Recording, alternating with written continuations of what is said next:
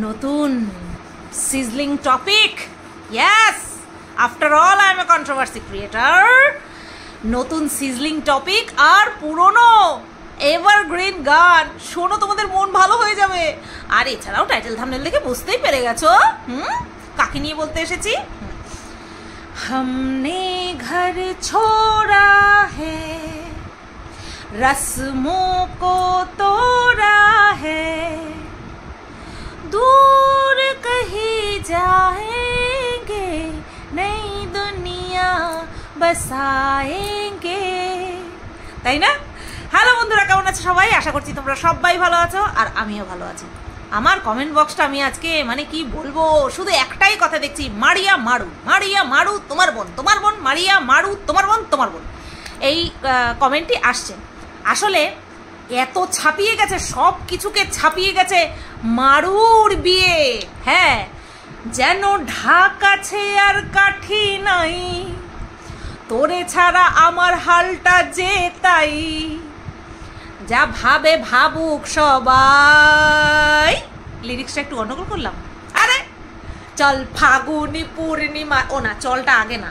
আরে ফাগুনি পূর্ণিমা রাতে চল পলায়ে যাই, ফাগুনি পূর্ণিমা রাতে চল পলায়ে যাই, দূর দেশে যাবো রে, বাসা বানাবো রে, থাকবো দুজনে একসাথে, আজ ফাগুনি পূর্ণিমা রাতে চল পলায়ে যাই, আজ ফাগুনি পূর্ণিমা রাতে চল পলায়ে যাই। আরে একদিক সানাই বাজছে না, তাতে কি হয়েছে, আরেক দিক বিয়ে হয়ে গেছে। দেখো, সুখবর আসার হলে ঠিক আসবে, তাই না? তো যাই হোক, তোমরা আমাকে কমেন্ট করছো, দেখেছো মারিয়ার ভিডিওটা, দেখো মারিয়া বিয়ে করে ফেলেছে। তারপরে ও বাবা গো, মারুর ভিডিও ঘপা ঘপ ভিউজ, ঘপা ঘপ ভিউজ, ঘপা ঘপ ভিউজ। এইবার এই ভিউজের জন্যই কি মারু বিয়ে করলো, নাকি বিয়ে করেনি, নাকি কি করলো, আসলে কি করেছে মারু, তাই না? ওর কমেন্ট বক্সে ফার্স্ট যে কমেন্ট আমার চোখে পড়লো, এটা হচ্ছে প্রাঙ্ক। হ্যাঁ, কয়েকদিন পরে তোমরা এসে বলবে এটা প্রাঙ্ক ছিল, ইয়ে তোমরা ধরতে পারোনি। হ্যাঁ, তো আমি যে কথাগুলো তোমাদেরকে বলতে চলেছি সেই কথাগুলো হলো, ফার্স্ট মারুকে নিয়ে যখন আমি ভিডিও করেছি, নেগেটিভ কন্ট্রোভার্সি, নেগেটিভ যখন মারুকে নিয়ে ভিডিও করেছি, তখনও আমি বলেছি মারু অত্যন্ত বয়স অনুযায়ী অত্যন্ত চালাক চতুর একটি মেয়ে, ধীর স্থির বুদ্ধির মেয়ে এবং সাংসারিক একটা মেয়ে। কতটা সাংসারিক সেটা আমার তোমাদেরকে বলে বোঝাতে হবে না, তোমরা ওর ভিডিও দেখেই বুঝতে পারো, ঠিক আছে? ও সংসার সামলানো, রান্নাবান্না করা, মায়ের খেয়াল রাখা, মাকে নিয়ে মায়ের অসুস্থতায় মায়ের পাশে থাকা সব সময়, যেটা কিনা অবভিয়াসলি প্রত্যেকটা সন্তানের কর্তব্য। তো সেই সমস্ত কিছু করেছে। সুতরাং ও কতটা সংসারী সেটা তোমাদেরকে বলে বোঝাতে হবে না, আমার কাছ থেকে তোমাদের পরিচয় পেতে হবে না মারু। বাট মারু মানুষটা কেমন, আমি ওর সঙ্গে কিছুদিন তো মিশেছি, আমার ধারণা কিন্তু ওর সম্পর্কে 1% বদলায়নি। যে ও ধীর স্থির মস্তিষ্কের, ও চালাক চতুর, কার সাথে কিভাবে কথা বলতে হবে, কার সাথে কিভাবে মিশতে হবে, কোথায় কিভাবে নিজেকে প্রেজেন্ট করতে হবে, ওর কিন্তু মারাত্মক বুদ্ধি ওর বয়স অনুযায়ী, ঠিক আছে? তো সেই দিক থেকে বিচার করলে আমার মনে হয় ভিউজের জন্য মারু বিয়ে নামক বিষয়টা, যেটা কিনা আমাদের জীবনের অর্ধেক অংশ জুড়ে রয়েছে, আমাদের অর্ধেকের বেশি অংশ জুড়ে রয়েছে আমাদের এই বৈবাহিক জীবন, তো সেটা নিয়ে মারু মিথ্যে কথা বলবে, প্রাঙ্ক করবে অনলি ফর ভিউজ, না, আমার মনে হয় না। আমার এটা একদমই মনে হয় না যে মারু এতটা নিচে নামতে পারে। এটা আমাদের ইমোশনস, মহিলাদের শুধু নয়, মহিলা পুরুষ উভয়ের জীবনেই এটা একটা বিশাল বড় ইমোশন আর অঙ্গ আর সামাজিক নিয়ম, ট্র্যাডিশন আমাদের। তো সেটা নিয়ে ছেলে খেলা করবে। মারু এতটা, বলবো চালাক বোকার কথা কিন্তু পরে, মারু এতটা খারাপ মেন্টালিটির নয়, আমি সেটা বলবো আমি। তো যাই হোক, এবার এটা পরবর্তীতে কি এসে দাঁড়াবে সেটা তো আমরা জানতেই পারবো, কারণ অটোমেটিক্যালি বা না অলরেডি আমার তোমাদেরকে বলি না, এই অটোমেটিক্যালি আর অলরেডির মধ্যে মারাত্মক কনফিউশন হয়। তো অলরেডি কিন্তু ভিডিও একখানা দিয়ে দিয়েছে, বড় ভিডিও, যেখানে কিনা ওরা কনফেস করেছে অনেক কিছু। আর এছাড়া দানা দান শর্ট, এদিকে কি যেন বলে, ইউটিউবে শর্ট দিচ্ছে, ওদিকে ইনস্টাগ্রামেও শর্ট দিচ্ছে। তো যেহেতু আমি আছি তো তার জন্য, তোমরা যদি না থাকো ওর ইউটিউব চ্যানেলে গিয়ে ওর ইনস্টাগ্রামের অ্যাকাউন্ট খুঁজে নিয়ে ওখানে ফটাফট সাবস্ক্রাইব করে ফেলো, ফলো করে ফেলো। না, আমি ওর চ্যানেল প্রমোট করছি না, কারণ তোমরা এমনিতেও যাবে, আমি না বললেও তোমরা যাবে, ঠিক আছে? তো সেই কারণেই বলে দিলাম, কোথায় গেলে চ্যানেলটাও পাবে, অ্যাকাউন্টটা পাবে ইনস্টাগ্রামের। এবার যেটা বলছিলাম যে ভিডিও করা শুরু করে দিয়েছে। তো ভিডিও শুরুতেই যেটা আমি দেখলাম সেটা হচ্ছে, বলছি কি মারু, বিয়ে করেছিস তো? ওইভাবে বগল দাবা করে নিয়ে কেন বসেছিস? পম পম, আমি বলেছিলাম এই পমপমই কিন্তু মারুর বয়ফ্রেন্ড। তখন কিন্তু মারুর সঙ্গে আমার এই নিয়ে কোনো কথা হয়নি। মন্দিরা জানতো, আমি কিন্তু জানতাম না যে এই পমপমই ওর বয়ফ্রেন্ড। আমি কিন্তু বলতাম পমপমই তাহলে মারুর বয়ফ্রেন্ড, আর সেই পমপমকেই পাশে বসিয়ে রেখেছে। এটা দেখে খুব খুশি হয়েছি যে মারুর যেদিন কিবার দিন যেন দেখলাম মারুর ইসেতে, ইনস্টা না, সরি, আরে বলো না, হোয়াটসঅ্যাপ স্ট্যাটাসে মারু আর এই পমপমের ছবি দেওয়া, আর দূর অনুপম ওদের দুজনের ছবি একসাথে, আর লেখা হ্যাপি 7th ইয়ার অ্যানিভার্সারি, মানে লাভ অ্যানিভার্সারি, মানে 7 বছরের সম্পর্ক। 7 বছরের সম্পর্ককে কন্টিনিউ করে তারপরে এখন ওরা নাকি বৈবাহিক বন্ধনে আবদ্ধ হয়েছে। কংগ্রাচুলেশন। তো এইবার এটা দিয়ে বলা শুরু করলো। প্রথমে তো আন্তাবড়ি বকছিল, কি বলবে না বলবে, আসলেই ভাষা খুঁজে পাচ্ছিল না, বুঝতেই পারছিলাম যে কি বলবে ও বুঝে উঠতে পারছিল না। মারুর কথা বলছি, আর অনুপম তো পাশে বসে রয়েছে।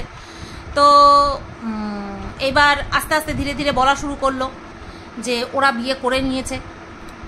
আর রিমের একটা ভিডিও দেখলাম যেখানেও বলছে বিয়ে যদি করেই থাকো তাহলে সলিড একটা প্রুফ দেখাও। হ্যাঁ, এটা আমি মনে করি এটা বাঞ্ছনীয় একটা আমাদের দাবি, দেখো, যেহেতু দেখ মারু, যেহেতু তুই বলে দিয়েছিস যে তুই বিয়ে করে ফেলেছিস, এবং সেটা এমনভাবেই আমাদের সাথে ব্যক্ত হয়েছে, আমাদের সামনে ব্যক্ত করেছিস যাতে করে পুরো স্পষ্ট যে তোরা রেজিস্ট্রি ম্যারেজ করেছিস, ঠিক আছে? কারণ এই উকিল সাক্ষী এগুলো রেজিস্ট্রি ম্যারেজেই হয়, রেজিস্ট্রি ম্যারেজেই এগুলো হয়। তো সেক্ষেত্রে নিশ্চয়ই সার্টিফিকেট তোদের কাছে আছে, ডিটেলসের কোনো কিছু শো করতে হবে না, বাট তোরা যে লিগালি ম্যারেজ করেছিস সেটা পারলে শো করে দিস। আমি আদেশ দিচ্ছি না, অনুরোধ করছি না, এটা একটা সাজেশন, ঠিক আছে? এটা একটা সাজেশন, পারলে দিতে পারিস, যদি চাস তাহলে দিতে পারিস, কমিউনিটি পোস্টে দিয়ে দিতে পারিস।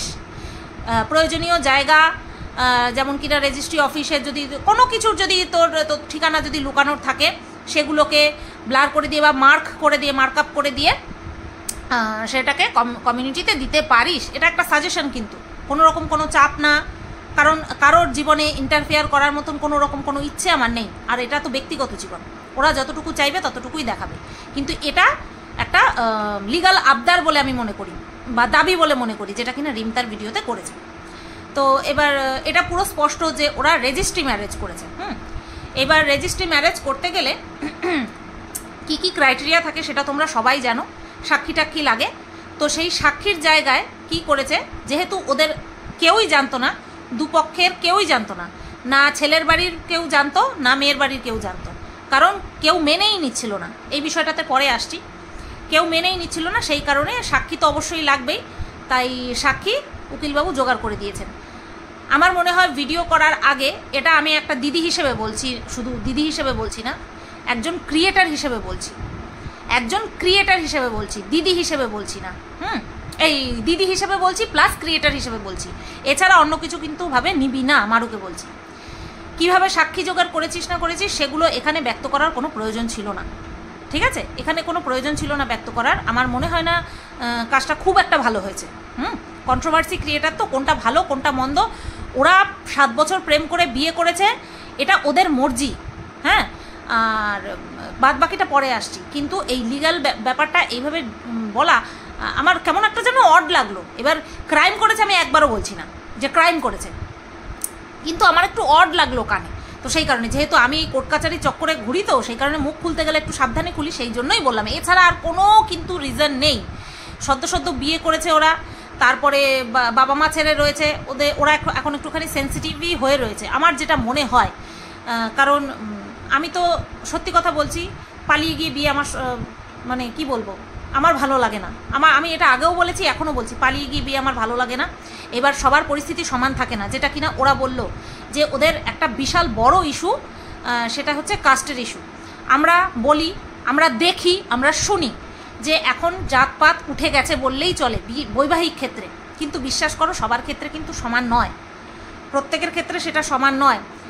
তুমি হিন্দু মুসলিমের কথা তো তোমরা ছেড়েই দাও, হিন্দুদের মধ্যেই নমশূদ্র, কায়স্থ, তারপরে ব্রাহ্মণ, তারপরে কি কুলীন ব্রাহ্মণ, এরকমের মধ্যেও ভেদাভেদ থাকে জানো। কায়স্থ বংশের ছেলেরা বা মেয়েরা নমশূদ্র বংশের যেতে চায় না। হিন্দুদের মধ্যেও এত ভেদাভেদ, সেখানে হিন্দু আর মুসলিম বিয়ে হয়েছে, একটা কাস্ট ইস্যু রয়েছে। অবশ্যই সেটা নিজেদের পরিবারের জন্য বড় ইস্যু। আমরা কিন্তু দেখি কত সেলিব্রিটি মানুষেরা সমস্ত কিছুর ঊর্ধ্বে গিয়ে, করিনা কাপুর, সৈফ আলী খানের মা শর্মিলা ট্যাগর, উনি বিয়ে করেছিলেন একজন মুসলিমকে।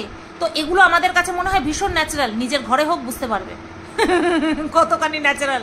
এখনও অতটা ন্যাচারাল হয়ে পারেনি, ঠিক আছে, হবে হয়তো, ইন ফিউচারে হবে হয়তো। তো এই কাস্ট ইস্যুর জন্য ওদের বাড়ির থেকে কেউ মেনে নিচ্ছিল না।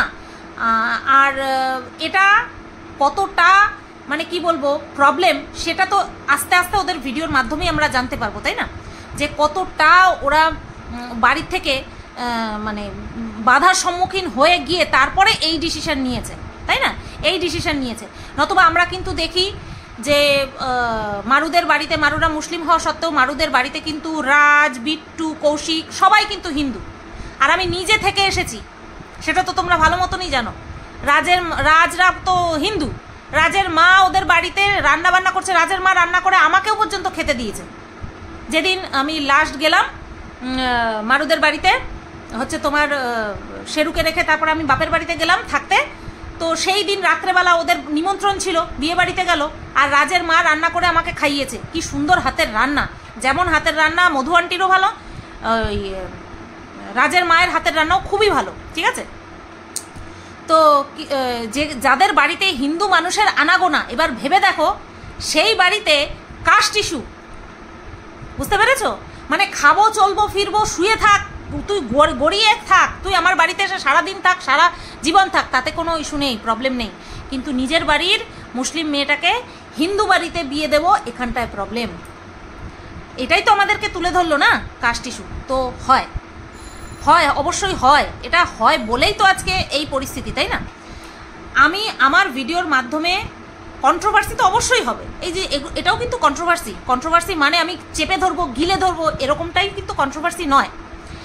দেখো মানে আমি মারুর সাথে এমন একটা টাইমে মিশেছি, তোমাদের কাছে আজকে একটুখানি সত্যি কথা বলি মানে কি, মিথ্যে কথা বলিনি কখনোই, জাস্ট বিষয়টা তোমাদেরকে বলছি, ঘটনাটা।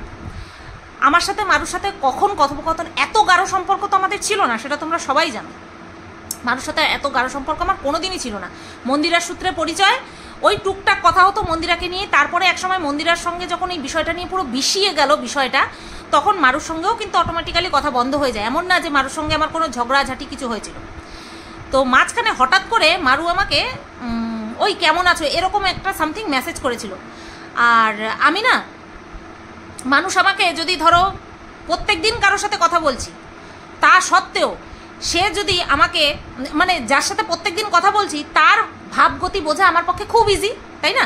কিন্তু কেউ যদি 6 মাস পরেও আমাকে গিয়ে একটা টুং করে মেসেজ করে না, আমি তার সেই মেসেজটা দেখে বুঝতে পারবো সে কোনো কিছু আমাকে বলতে চাইছে, কোনো প্রবলেমের মধ্যে আছে। আমি এটা ভীষণ পরিমাণে আমার সিক্স সেন্স কাজ করে, ঠিক আছে, এটা গড গিফটেড বলতে পারো। ও যখন বলল হাই কেমন আছো, আমি না সাথে সাথে জিজ্ঞাসা করেছি ভালো আছি, কিছু কি হয়েছে, বলছে বুঝতে পেরেছো, মানে আমি কিভাবে ক্যাচ করেছি ওর মনের কথা। তখন আমি তো ভাবলাম যে মন্দিরের সঙ্গে কিছু হলে পরেই আমার সঙ্গে একটুখানি আলোচনা করে, মনটা হালকা করে, এছাড়া আর কিছু না। তখন আমি বললাম কি মন্দিরের সাথে কিছু হয়েছে, বলছে না ওর সাথে কিছু হয়নি, ওর সাথে তো যোগাযোগই নেই। তাহলে কি, তো বলছে অন্য কোনো প্রবলেম। তখন আমি বললাম কি বয়ফ্রেন্ডের সঙ্গে ছাড়াছাড়ি হয়ে গেছে? তো বললো হ্যাঁ। তারপরে শুনলাম এই যাকে আমি সন্দেহ করেছিলাম পম্পম, এই সেই বয়ফ্রেন্ড। তো তখন তো বিশাল অবস্থা খারাপ মারুর, যেটা কিনা ওরা ওদের ভিডিওতেও বললো যে আমরা চেষ্টাও করেছিলাম একে অপরকে ছেড়ে দেওয়ার, এটা একদম সত্যি কথা। আর এই চেষ্টাটা হয়েছিল বলেই কিন্তু আমি মারুর এত ক্লোজ হয়ে গিয়েছিলাম। আমি মারুর এত ক্লোজ হয়ে গিয়েছিলাম, মাথাটা চক্কর খেলো আমার। যাই হোক, তো সেই সময়টাতে তখন মারুকে কিছুতেই বুঝিয়ে পারি না, দিন রাত কান্নাকাটি। আমি প্রচুর সময় দিয়েছি মারুকে ওভারকাম করার জন্য, মারুকে প্রচুর সময় দিয়েছি, প্রচুর ওকে স্ট্রেংথ জুগিয়েছি, প্রচুর পরিমাণে আমার যতটা সাধ্য আমি কাজ করছি, ওর সাথে কথা বলছি যাতে ও একটুখানি স্টেবল থাকে। তো তারপরে ধীরে ধীরে বলছে তোমার সঙ্গে একটুখানি চলো না একটা কোথাও ঘুরতে যাই। তখন বললাম চল দীঘা যাবি। হঠাৎ করে প্ল্যান, হঠাৎ করে আমাদের যাওয়া। আর ওই দীঘার সূত্রে যাওয়ার সূত্রেই মারুর প্রথম আমাদের বাড়িতে আসা।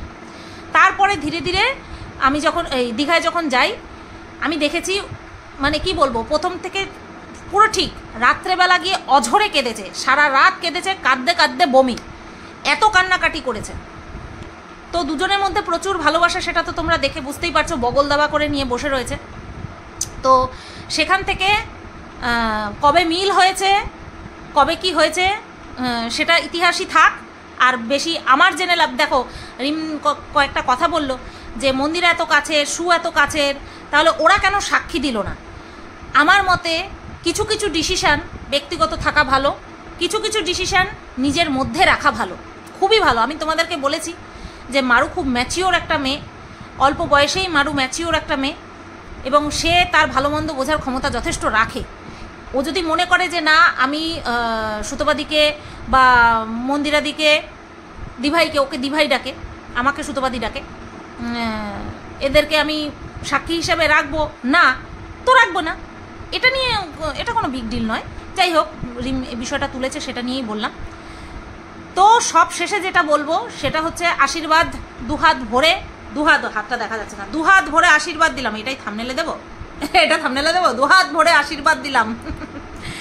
তো আশীর্বাদ দেব, আশীর্বাদ করব, যাতে করে তোমরা যেই ডিসিশনটা নিয়েছো সেই ডিসিশনে তোমরা অটুট থাকো, আর একে অপরকে খুশি রাখো। কারণ একজন আরেকজনকে খুশি রাখবে সেটা হয় না, দুজনেই দুজনকে খুশি রাখতে হবে, সুখে রাখতে হবে। আর সব কিছু কন্টেন্টের জন্য যেন না হয়, এটা সবচেয়ে বড় কথা। কন্টেন্টের জন্য যেন সব কিছু না হয়, নিজেরা ভালো থাকো, অপরকে ভালো রাখার চেষ্টা করো। দেখো, পালিয়ে গিয়ে বিয়ে করা, বাবা মাকে কষ্ট দেওয়া, এটা নতুন কিছু নয়, এটা যুগের পর যুগ ধরে হয়ে আসছে। আমি একটাই কথা বলবো, যেখানটায় মারুকে এত ম্যাচিওর বলে আমি মনে করি, যে কিনা মায়ের সাথে একা থাকে, সে অবশ্যই ম্যাচিওর হয়ে যায়। তো সে নিশ্চয়ই নিজের জন্য ভুল ডিসিশন নেবে না।